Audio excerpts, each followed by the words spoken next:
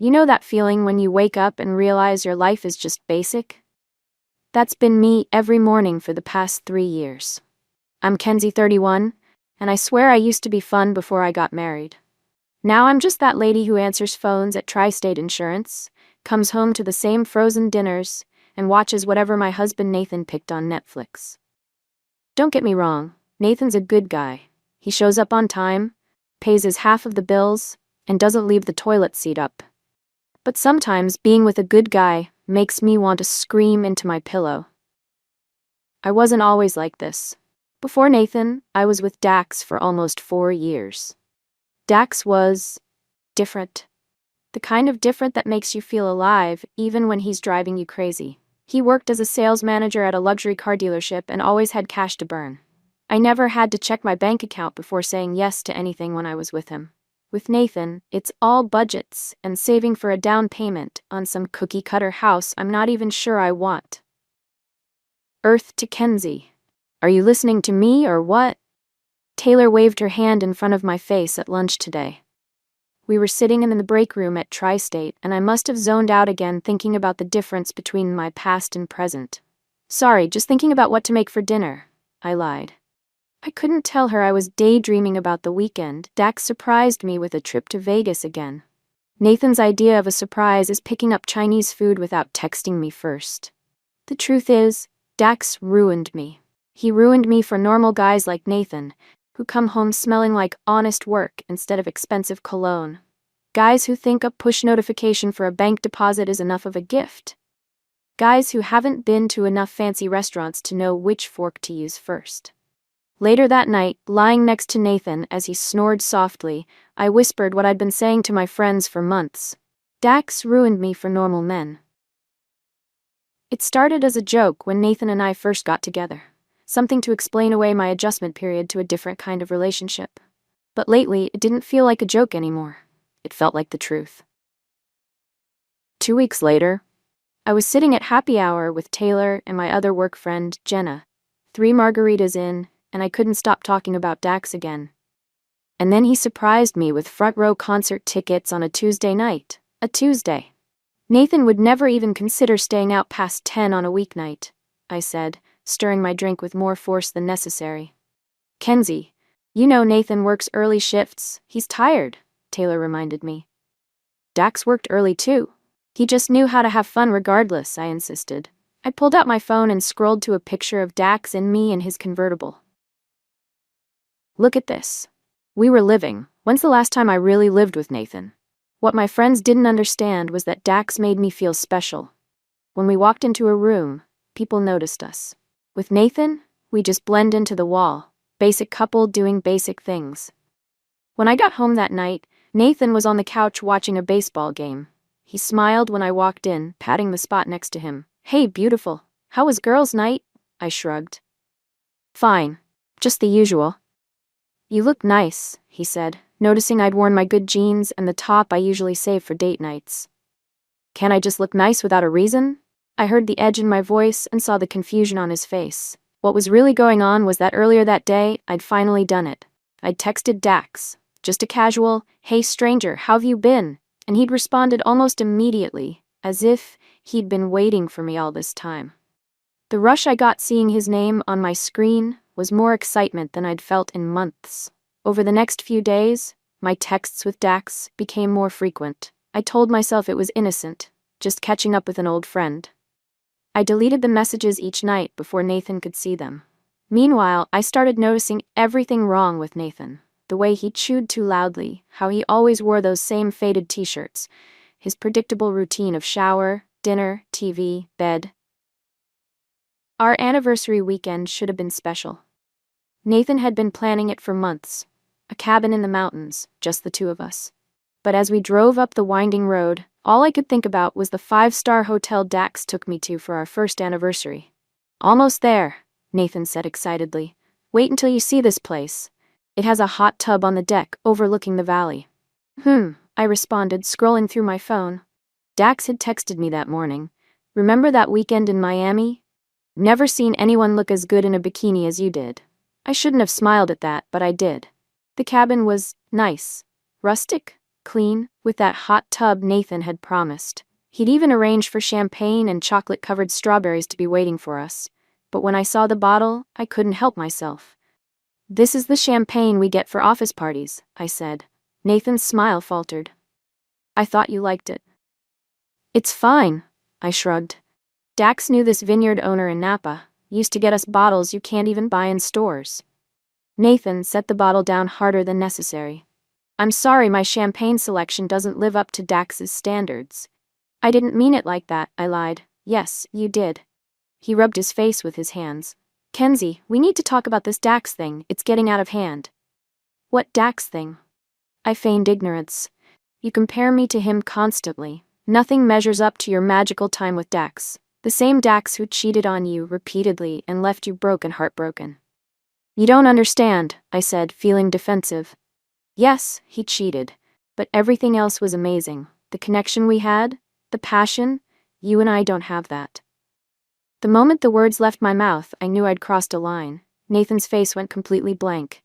"So why did you marry me?" he asked quietly. "Because I love you," I said, but even I could hear how hollow it sounded. "I found your messages with Dax," he said quietly. My blood went cold. "What? How?" "You left your phone unlocked last night." "I wasn't snooping. A text came in while I was setting the alarm. I saw his name." I wish I could say that was my wake-up call. That I fell to my knees, begged Nathan's forgiveness, and we worked things out. But that's not what happened. "You don't understand," I said, snatching my phone back. "It's not what you think." "Enlighten me then." Nathan crossed his arms. "What does 'I miss the way things used to be' mean exactly?" "We're just friends catching up," I insisted. He reached out and... "Stop lying." Nathan rarely raised his voice, but he did now. I saw enough messages to know this wasn't innocent. I couldn't deny it, so I went on the offensive instead. "Maybe if you gave me what I needed, I wouldn't be looking elsewhere." As soon as the words left my mouth, I knew our marriage had shifted irreparably. Nathan's face hardened in a way I'd never seen before. "What you need? I've given you everything, Kenzie. Stability, honesty, commitment, all the things you said you wanted after Dax. But it was never enough, was it?" He grabbed his jacket. "I'm going for a walk." After he left, I called Dax. "Hey, beautiful." His voice was smooth as ever. "Aren't you on some romantic getaway?" "It's a disaster," I said, voice trembling. "Nathan found our messages." "That's unfortunate. What are you gonna do?" Not what are we going to do, but what are you going to do? Classic Dax, always making sure he had an escape route. "I don't know," I admitted. "He's so angry." "Maybe this is a sign," Dax suggested. "You've been unhappy for a while, right? Maybe it's time to remember what it feels like to really live." When Nathan returned, soaking wet and subdued, our anniversary weekend was cut short. We drove home in silence the next morning. Back at our apartment, Nathan packed a bag. "I'm going to stay with my brother for a few days. We both need some space to figure out what we want." I nodded, not trusting myself to speak. Part of me wanted to tell him to stay, to fight for us. But another part was already imagining the freedom of being single again. "For what it's worth," Nathan said at the door, "I really thought we had something special. Something real. Not perfect, but real." The week Nathan was gone was strange. At first, I enjoyed the freedom, ordering takeout whenever I wanted, watching my shows without compromise. But by day 3, the apartment felt too quiet. Still, when Saturday arrived, I spent extra time getting ready. New dress, hair blown out, full makeup. Dax and I were meeting for drinks. The bar he chose was exactly his style. Overpriced cocktails, dim lighting, and music just loud enough that you had to lean in close to talk. I spotted him immediately at a corner table, still unfairly handsome in his designer clothes. "Kenzie," he stood to hug me, holding on just a second too long. "You look incredible." We ordered drinks and fell into easy conversation. Dax had always been charming. It was part of what made him such an effective salesman and such a successful cheater. "So trouble in paradise?" he finally asked, referring to Nathan. I sighed. "He doesn't understand me like you did." Dax reached across the table to touch my hand. "No one ever understood you like I did, Kenzie. We had something special." 3 drinks in, we were sitting closer, laughing about old memories, his hand occasionally brushing mine. When he suggested we go back to his place, I hesitated, only briefly before agreeing. His apartment was everything I'd imagined: floor-to-ceiling windows with a city view, modern furniture, a fully stocked bar. Nothing like the modest apartment I shared with Nathan. When he leaned in to kiss me, I didn't stop him. For a moment, it was like traveling back in time, the familiar taste of him, the way his hands moved confidently to my waist, but something felt off. As his lips moved to my neck, I caught sight of my wedding ring, glinting in the dim light. The simple band Nathan had saved for months to buy. Wait, I pulled back. I can't. I'm still married. Dax's expression darkened slightly before smoothing back into understanding. Of course, I respect that. He moved away slightly. But from what you've told me, it sounds like that marriage is over anyway. Maybe, I admitted. But I need to end things properly before. I gestured between us. I get it, he nodded. But don't wait too long. I won't be single forever. The classic Dax ultimatum, always making me feel like I needed to act fast or lose my chance with him. I took an Uber home, my mind spinning. The apartment was dark and empty when I arrived. Nathan hadn't come back. I kicked off my heels and sat in the silent living room, torn between what I thought I wanted and what I knew was right. When Nathan arrived the next morning to pick up more clothes, I was still in my robe, nursing a hangover and a heavy conscience. I met with Dax last night. I blurted out. I hadn't planned to tell him, but the words escaped before I could stop them. Nathan paused, his back to me. I figured you might. Nothing happened, I added quickly. Well, he kissed me, but I stopped it.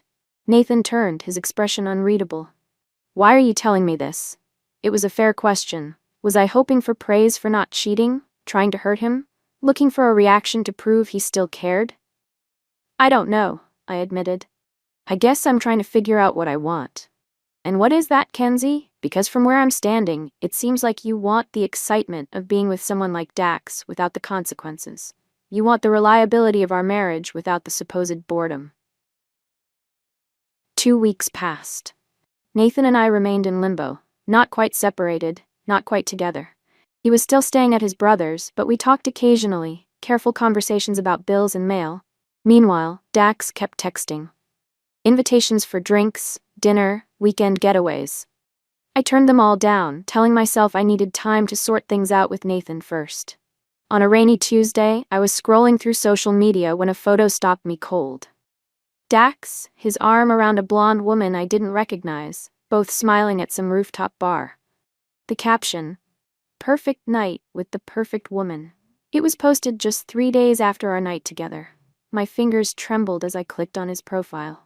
More photos with the same woman going back weeks, including one from the very day he'd texted me about remembering Miami.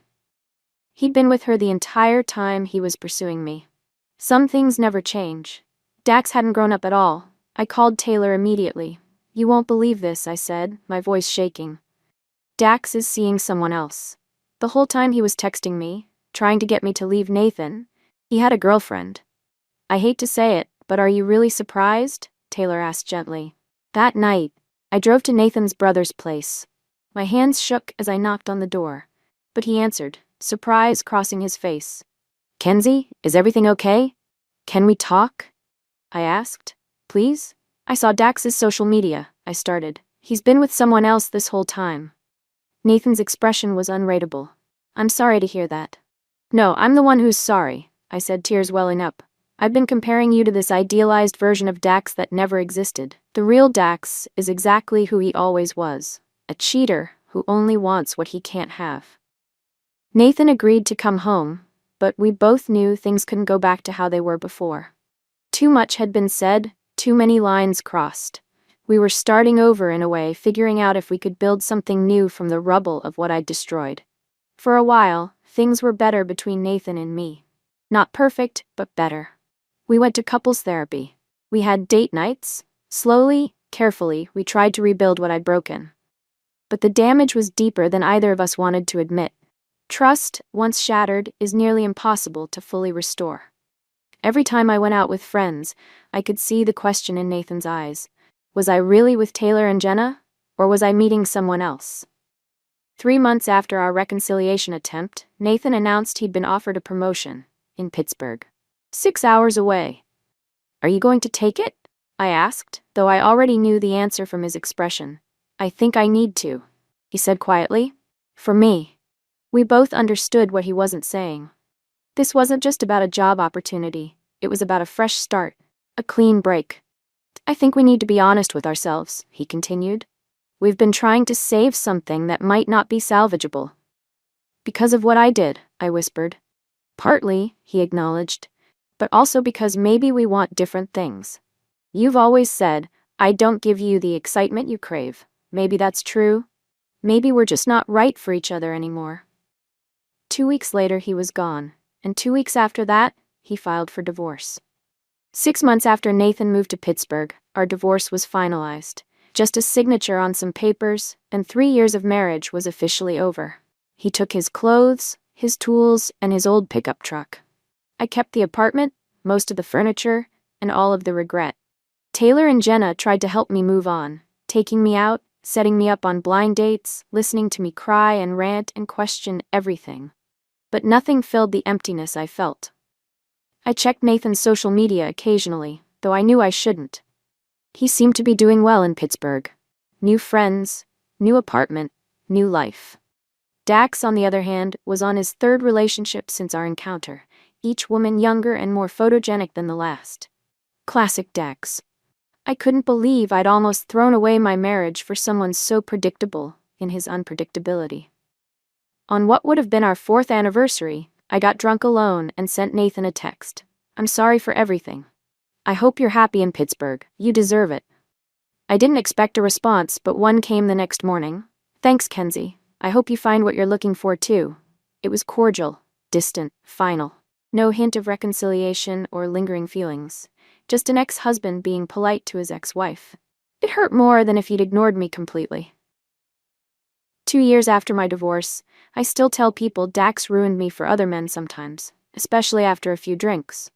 But now it's with a self-deprecating eye roll, an acknowledgement of my own role in the story. I let my toxic ex become my standard for excitement, I'll explain, and then blamed him when healthier relationships felt boring.